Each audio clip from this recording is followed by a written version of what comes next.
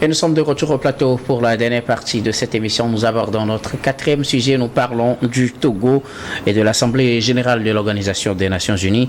Faure Gnassingbé réitère ses appels au multilatéralisme.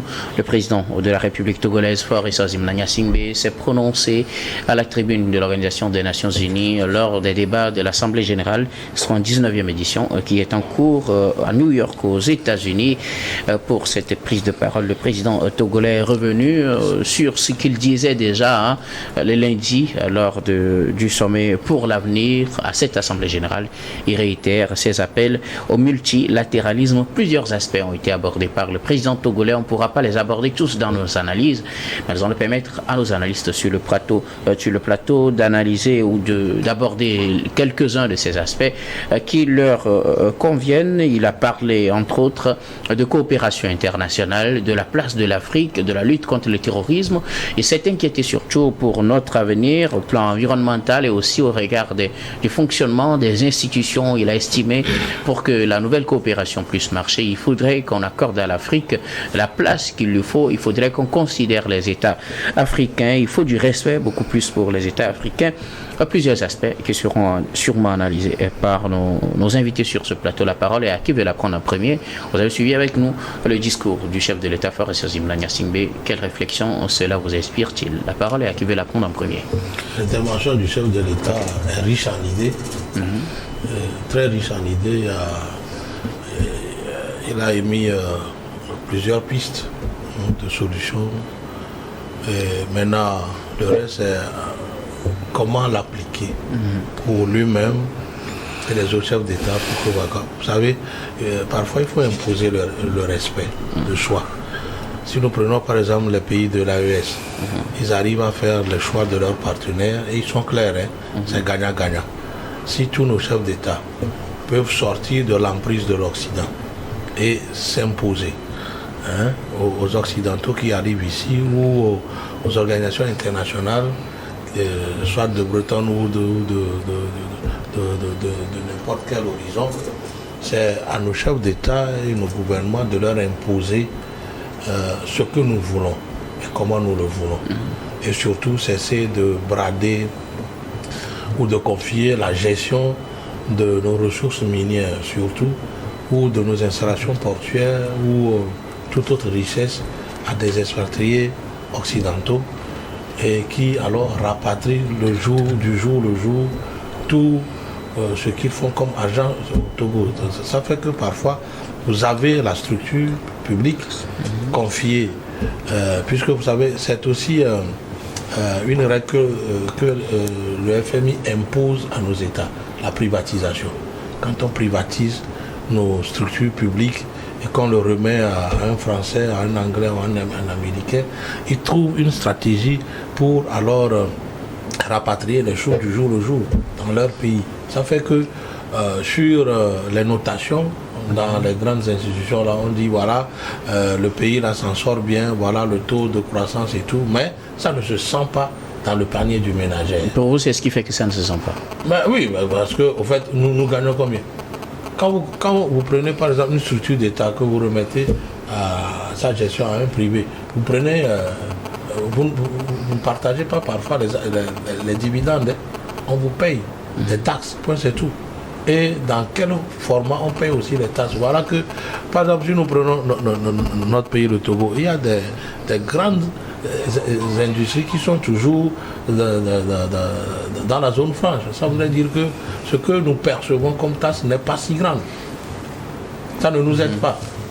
Et il y en a d'autres de ces expatriés qui prennent nos ressources minières, qui les exploitent et qui ne payent rien. Ça ne profite pas aux propriétaires de terrain.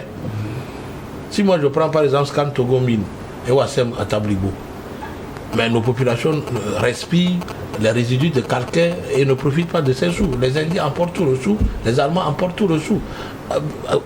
Allez à Tablibo, la voie qui mène du goudron à Scan Togo, c'est poussiéreux. Si vous n'y êtes jamais allé, n'ayez pas cette marchande d'y aller par une voiture non climatisée ou à moto. En moto, on dirait qu'on vous a badigeonné avec de la poussière. C'est aussi ça la réalité. Maintenant, allez dans nos marchés, vous allez voir les résidus du calcaire qui alors est sur les adémins, les bomas et tout. Même sur les toits, c'est couvert. Mais quel est l'apport de ces usines-là dans nos milieux?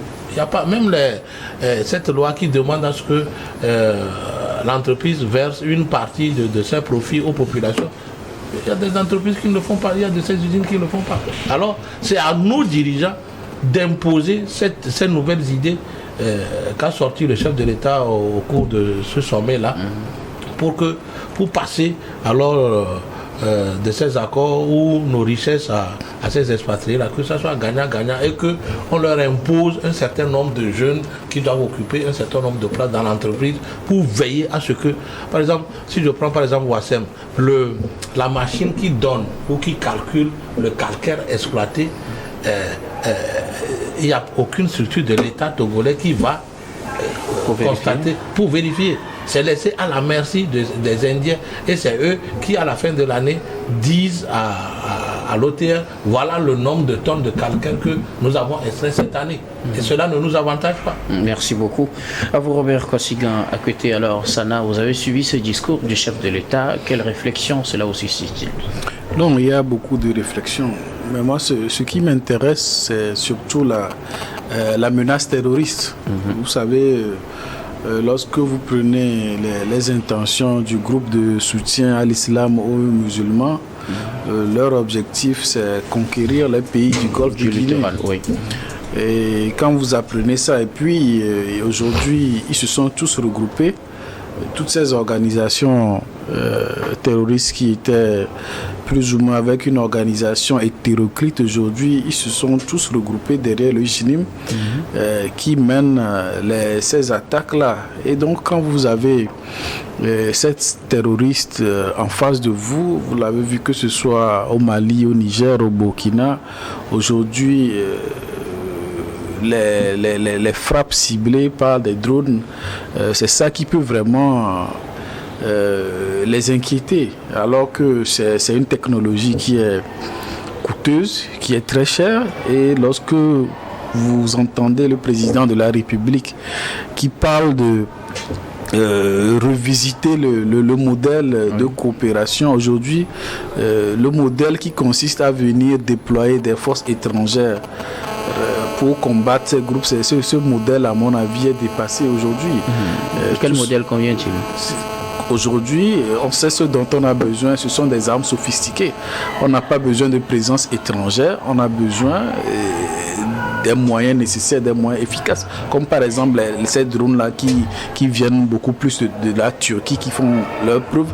Je crois qu'on en a suffisamment besoin. Donc je pense que si aujourd'hui les pays qui veulent vraiment combattre le terrorisme, qui veulent aider les pays du Golfe de Guinée à combattre, il faut vraiment qu'ils soient vraiment à la hauteur de ce qu'ils expriment comme soutien à notre endroit. C'est-à-dire ce modèle où on va venir construire des bases militaires, cela s'est révélé inefficace. On a eu les cas du Mali, dans d'autres pays. Aujourd'hui, les nationaux, ils maîtrisent le terrain, ils maîtrisent la réalité. Ce qui a le plus manquant, ce sont des armes de pointe, les armes de dernière technologie pour frapper à distance, parce que les terroristes, ce n'est pas, n'est-ce pas, une armée régulière en face de vous.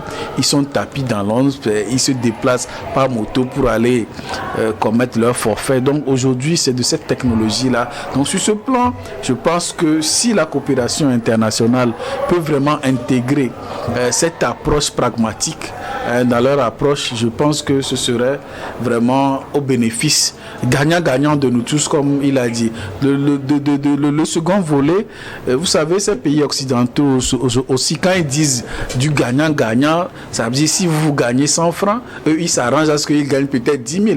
Donc gagnant-gagnant n'est pas forcément 50-50. Pas forcément. Et souvent, les secteurs dans lesquels ils aiment nous accompagner, ce sont les secteurs qui les arrangent eux. Je pense qu'ils doivent plus s'intéresser aux priorités nationales. Parce que eux, s'ils viennent développer un secteur, ça veut dire peut-être que le développement de ce secteur-là chez vous va entraîner peut-être des débouchés pour eux. Donc je crois qu'aujourd'hui, il faut qu'ils tiennent compte, mais n'est-ce pas, des priorités endogènes pour que cette coopération-là soit revue. Même lorsqu'on parle de la gouvernance, lorsqu'on parle de la gouvernance de certaines institutions, il n'est pas normal qu'un pays comme l'Afrique, qu'un continent comme l'Afrique, qui est porteur de ressources minières, dont la jeunesse représente l'avenir de l'Afrique, n'ait pas de droit de veto au sein du Conseil de sécurité de l'ONU, alors qu'il y a beaucoup de ces défis sécuritaires qui se jouent ici. Alors, je reviendrai à vous tout à l'heure.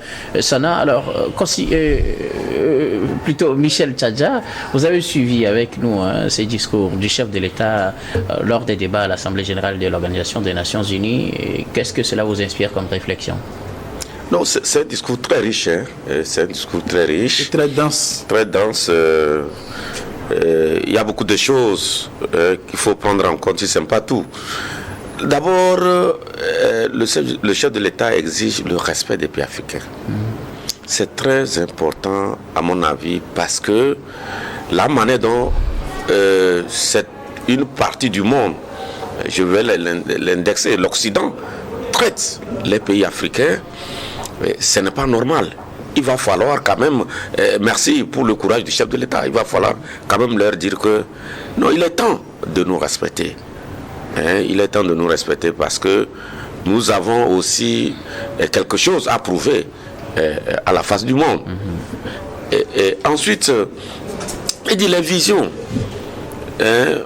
qu'on nous impose, les visions qu'on amène pour imposer aux Africains, ça a des limites.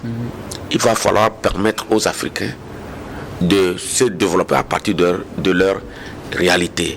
Il a poursuivi en disant que l'Afrique a des richesses naturelles. Et si elles sont bien exploitées, ça veut dire que nous pouvons nous en sortir. C'est une réalité. Mais s'il y a des guerres, il y a le terrorisme qui nous empêche d'extraire nos minerais et de les vendre pour gagner des ressources et faire face aux défis de développement, ça veut dire que le continent africain va végéter toujours dans la situation où elle se trouve. Et donc, je pense que c'est bien réfléchi de la part du chef de l'État. Ensuite, il reconnaît que la coopération doit être multilatérale. Et si je prends par exemple le côté terrorisme, aucun pays seul ne peut combattre le terrorisme. Quand il parle de crise asymétrique, je veux bien croire qu'il parle du terrorisme et que, comme il le dit à chaque fois, les États doivent s'accouder, doivent être ensemble, mutualiser leurs efforts, leurs forces pour combattre ce mal-là. Et encore une fois, ce qu'on nous impose, nous on réclame autre chose et les gens viennent nous imposer l'homosexualité. Ça, c'est des choses aussi que l'Afrique doit avoir le courage de dire niet à ceux qui sont porteurs de ces valeurs que nous ne reconnaissons pas. On conditionne les financements, l'aide au développement, à la complaisance avec l'homosexualité. Voilà. Nos chefs d'État vivent des situations difficiles. On vous dit, si vous acceptez l'homosexualité, voilà ce que vous avez comme pactole, mais si vous ne refusez, nous on ramène. Moi, je serai à leur place, ils n'ont qu'à rapatrier, ils n'ont qu'à prendre tout ça, la ramener. Chez eux, nous, on n'a pas besoin. Nous avons des valeurs à défendre ici. Et plus loin, le chef de l'État dit que l'avenir du monde, c'est en Afrique. Parce que la jeunesse, dans 10-20 ans, 60% des jeunes du monde vont être recensés en Afrique. Or, c'est un potentiel très important sur lequel on peut capitaliser et faire beaucoup de choses. Donc, voilà, entre autres, beaucoup d'idées qui se trouvent dans ce discours très riche du chef de l'État, que si ce discours est bien suivi, je pense que le monde dans lequel nous sommes, où nous aspirons bien vivre, on peut s'en sortir. Et les promesses sont non tenues. Je vais revenir là-dessus. Les promesses sont non tenues parce que quand on parle de l'économie bleue, l'économie verte, on promet aux pays africains, nous ne polluons pas. Mais on nous dit de contribuer à la préservation de l'environnement. On n'a pas refusé, mais en compensation, qu'est-ce que nous avons? À chaque fois, on nous dit que ce soit l'économie bleue, on nous dit qu'on va vous affecter en tel nombre de milliards, mais jusqu'au sommet prochain, il n'y a rien. Que ce soit côté économie verte aussi, on promet les Africains, mais ils n'ont jamais eu ce que les pays occidentaux là, puisque c'est d'eux qu'il s'agit, parce que Sana disait tout à l'heure, c'est ailleurs, c'est quand il y a le partenaire, c'est gagnant-gagnant. Mais eux autres, quand vous gagnez 50 francs, ils ont 20 000. Voilà, c'est leur 50-50 ça. Et ça doit mettre un terme à ça. Voilà. Merci beaucoup. Alors, je reviens à vous, Sana. Vous avez cité plusieurs aspects que le chef de l'État a touchés. Mais moi, j'ai une question. Est-ce que pour certains de ces aspects, on a besoin d'en parler à la tribune des Nations Unies? On peut déjà commencer par poser des actions concrètes. Consigan parlait, par exemple, tout à l'heure de comment les expatriés ou les entreprises étrangères exploitent nos ressources. Parce qu'il a dit, si ces ressources sont bien exploitées, on pourrait profiter à l'Afrique. Est-ce qu'on a besoin d'aller déclarer ça à la tribune des Nations Unies, ou plutôt de poser des actions concrètes? Non, ce qui est intéressant, c'est que vous avez dit qu'il faut déjà commencer par poser des actions concrètes. Et moi, je vais continuer dans le sens que j'avais précédemment pris. Lorsque je prends le volet terroriste, vous avez vu que sous le leadership de notre président, il y a eu, n'est-ce pas, beaucoup d'initiatives qui ont été prises. L'opération Koundouaré, la position diplomatique du Togo par rapport au pays de l'AES qui joue, n'est-ce pas, le rôle de médiateur d'ailleurs entre la CEDEAO et ces pays-là. Et donc je crois que pour ce qui est des initiatives, elles sont faites, mais c'était important que ces sujets très importants soient évoqués dans cette messe qui réunit presque tous les pays, n'est-ce pas, de la planète. Mais moi, les deux aspects les plus frappants, lorsque vous prenez par exemple ce qui est en train de se passer au Nigeria, où Dangote fait construire une raffinerie de pétrole qui est censée, n'est-ce pas, diminuer par N la facture du Nigeria et qui va sans doute nous bénéficier. Je crois que parmi les pays clients de cette raffinerie, on a cité aussi le Togo, et qui se trouve face à ces blocages-là. Vous pensez que nous pouvons vraiment nous développer si on empêche l'Afrique de se doter de technologies pour qu'elle puisse répondre à ses besoins? Alors, lorsque vous prenez un pays, c'est que faire quand on est empêché? Est-ce qu'il faut aller le dire à la tribune des Nations Unies? Non, c'est-à-dire, lorsqu'on est empêché, il y a deux choses. Vous continuez par poser des actes dans le sens voulu, mais cela n'empêche pas de dénoncer une attitude d'hypocrisie. Est-ce que c'est concevable que le Ghana et la Côte d'Ivoire, à eux seuls, représentent les 2/3 de la production de cacao, alors qu'on n'a aucune, n'est-ce pas, industrie, on n'a aucune usine qui transforme cela en produit fini? C'est une aberration. Et donc je crois qu'aujourd'hui, on doit miser beaucoup sur la transformation de nos sociétés. On doit avoir cette technologie-là, mais à quel prix? Et si les technologies sont là, est-ce qu'on ne va pas vivre la même situation que Dangote est en train de vivre aujourd'hui? C'est la question qu'on se pose. Consigan, parlant de la lutte contre le terrorisme, on prône un certain multilatéralisme. Il faut que tout le monde contribue, puisque ça ne peut pas être l'affaire d'une seule personne. Mais on voit que dans ce monde, il y a plusieurs camps qui se sont formés. Comment peut-on se mettre ensemble si ces camps n'ont pas les mêmes objectifs? Il va falloir que, conformément aux idées du chef de l'État, tous les pays africains doivent se donner la main et définir un budget commun auquel doivent participer tous les États membres. Prenons la CEDEAO, voilà, tous les États membres de cet espace-là, pour que on puisse financer l'achat de l'armement, de tout équipement de guerre. Et quel pays fournit plutôt ces armes, puisque on a différents partenaires. Tel pays dira, moi je préfère qu'on aille vers la Russie, l'autre dira, je préfère qu'on aille vers l'Ukraine, qu'on aille vers la France, qu'on aille vers la Turquie, etc. Il a même dit que nos institutions sous-régionales doivent se réformer. Ouais, non, ils doivent se réformer et avoir une autre idée. On ne doit pas être toujours à la solde alors de l'Occident, ou peut-être on ne doit pas toujours penser à préserver ses intérêts qu'on a avec un partenaire occidental au détriment du bien commun. Voilà, du bien commun, c'est tout. Si nos chefs d'État arrivent à parler le même langage, je pense que la CEDEAO doit renaître de ses cendres. C'est parce que tous les chefs d'État ne parlent pas alors du même langage et que chacun est tiré par son partenaire et que lui aussi voit dans ce partenariat un gain. Et c'est ça qui fait que l'ensemble n'arrive pas à bouger. Michel Tchadja, autre chose à ajouter par rapport à ce discours du chef de l'État, que faut-il faire concrètement après avoir dénoncé? Je pense que il y a beaucoup de choses qui se font déjà, mais le fait de dire ça là-bas, je pense que c'est devant un parterre de personnalités, des personnalités très importantes, et ça permet quand même de donner la vision du Togo sur la manière dont le monde évolue. Et vous savez que le Togo, le leadership du Togo n'est plus à démontrer, surtout en Afrique de l'Ouest et même au niveau de l'Afrique. On sait le positionnement du Togo. Et par la voix du chef de l'État, ce n'est pas une petite voix, c'est une voix qui porte très loin par rapport à ses interventions pour aider à régler certaines crises, que ce soit en Afrique de l'Ouest, au Darfour et ailleurs. Le chef de l'État a toujours montré qu'il est disposé à donner l'expertise du Togo pour résoudre les crises de par le monde. Et donc, moi je pense que fondamentalement qu'il faut agir par rapport aux institutions internationales. Encore une fois, la Banque mondiale, le Fonds monétaire international, c'est des institutions qui ont été créées juste après la Deuxième Guerre mondiale. Et aujourd'hui, le temps est passé. Il va falloir procéder à la réforme de ces institutions-là. Le chef d'État a fait mention de ces... Parce qu'aujourd'hui, le frère Roger le disait ici, les notations de ces institutions internationales. Parfois, vous êtes un peu perplexe parce qu'on dit tel pays... Des progrès.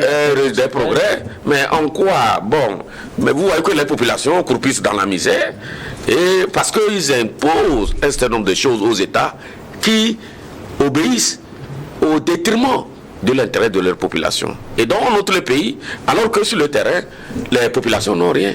Et au contraire, elles s'approvissent davantage. Et donc, il faut quand même avoir le courage de dire à ces institutions que le modèle de développement qui a prévalu avec ce qu'on a appelé dans les années 80 l'ajustement structurel, je pense que le temps a évolué pour quand même changer de paradigme, des modèles de développement qui puissent vraiment mettre l'humain au centre.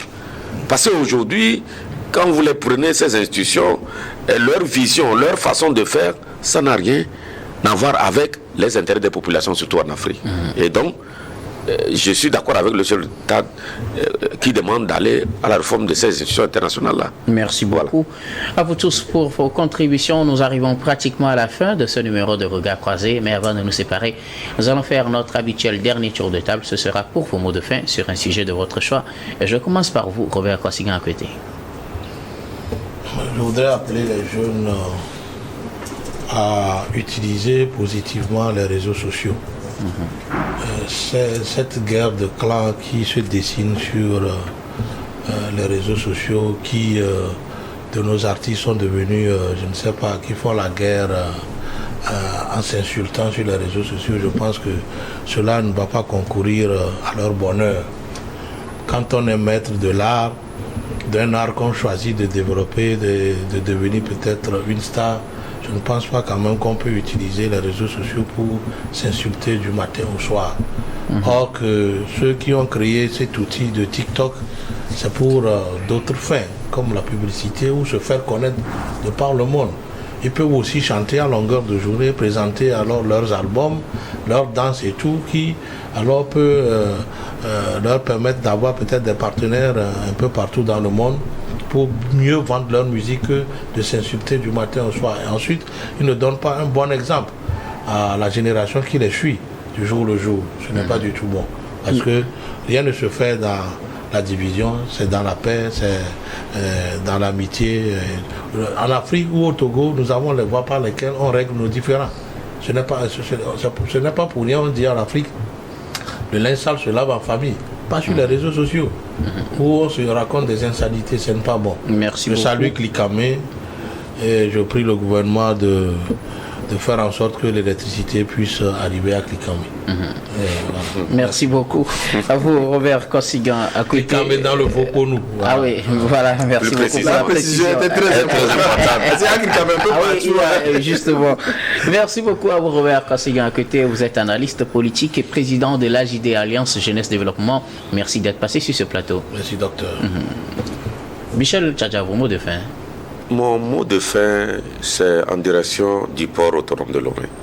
Vous savez, de temps en temps, on dit c'est un port qui se porte très bien, un port en eau profonde, et la crise nigérienne profite au Togo, parce que les opérateurs économiques du Bénin ou d'ailleurs traitent leurs dossiers à partir du port de l'eau, donc ça engrange des ressources supplémentaires. Mais je me rends compte que tout récemment, au niveau de CPDC, les acteurs pourtant ont parlé de la vie chère. Mais qu'est-ce que la population...